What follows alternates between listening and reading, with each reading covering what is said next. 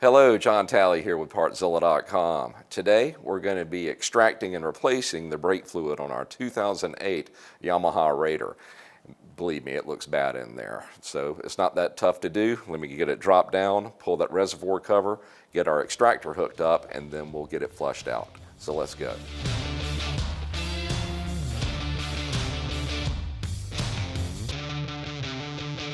All right, guys, before we drop it down and pull that cover, just make sure you've got some .4 brake fluid available. Of course, I'm going to go with the Yamalube. So let's get this cover removed, and this is a 2.5 millimeter Allen. All right, guys, before we pull that cover, and especially since we're going to be pouring so much fluid into this thing, cover up your tank with something, plastic, a cloth, something you can remove quickly, because you do not want to get this on a painted surface, even for a few seconds. It just does not interact very well with the clear coat. You look in this and you can see how dark it is, and if we can catch the right angle, you can actually see water or condensation that's built up and pooled up.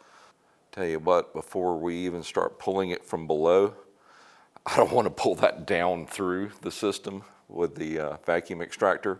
We're going to pull that off from the top and then hook it up to the caliper bleed screw to pull it out, because that is just nasty looking. Now you can see why we're making this video. All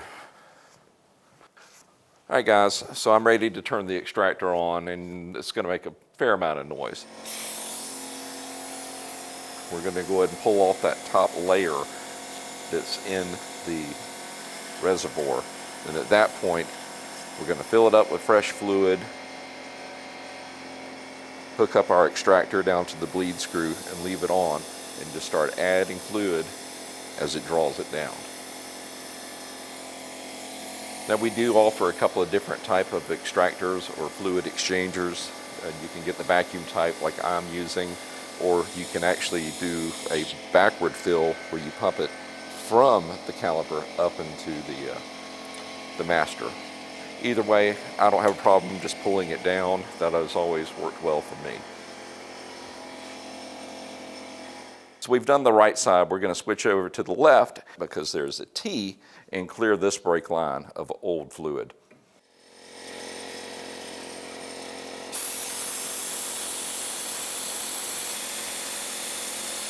Now also, I cleaned out the extractor where it was spotless, so we'll see just how bad this fluid is going to look once it's down inside of the extractor.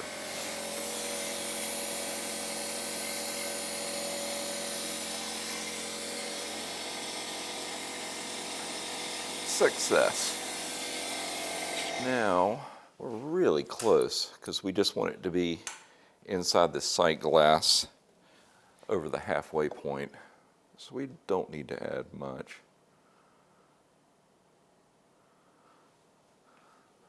That should do it. Do want to caution you here, our particular machine has new brake pads, so the pistons are pushed all the way in on the calipers. Now if yours were worn, if you filled it up too much, when you go to change your brake pads and then push the pistons back in, it's going to overflow this. So just keep that in mind when you're setting your level. Okay, let's get our cover back on. All right, we are, what, 2/3 of the way done? Let's turn our attention to the rear caliper. Now our reservoir is under the seat,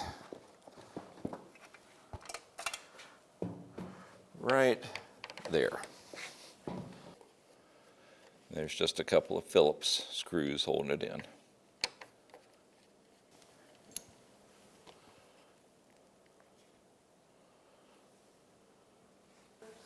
This doesn't look quite as bad as the front did. Tell you what, before we start extracting, I can't wait to see what the inside of that extractor looks like. Let's take a peek. Lots of particulates were in there because this was clean. Yeah, it's just time, time and chemicals. Eventually this stuff happens. All right. All right, same game, 8mm back there on the bleeder valve. We're going to open it up and just draw it through.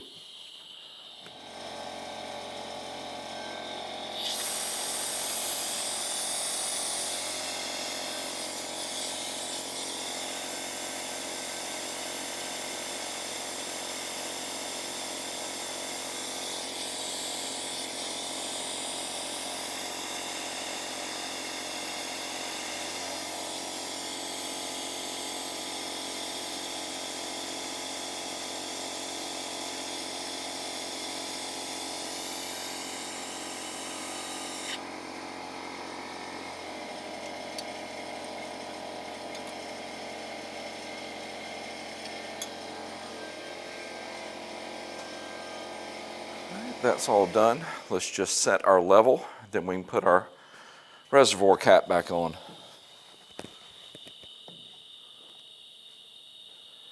And once again, we have new brake pads on the rear as well, so we can take it to that top line. We did dribble some brake fluid onto the caliper, so let's go ahead and spray that off so it doesn't eat into it. Keep in mind, you've got brake pads in there, so don't get crazy with it.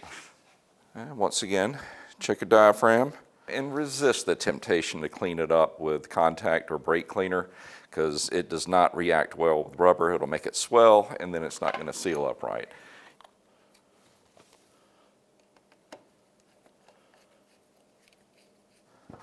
Well, all right, guys, pretty simple to do. Having that extractor does make it a lot easier. Now, you can do this manually, but you're going to be here for a long time, so you might want to think about investing in one. All right, guys, well, if you need these tools or any other parts for your machine, why don't you come see us at Partzilla.com and we can get you taken care of. If you have any questions or comments about this video, leave them in the section below and I'll do my best to answer them. And hey, if you like what you see, go ahead and hit that subscribe button. That way you can keep up with whatever I'm working on next. We just want to say thank you for shopping here with us at Partzilla, and we will see you in the next video. Y'all have a great day.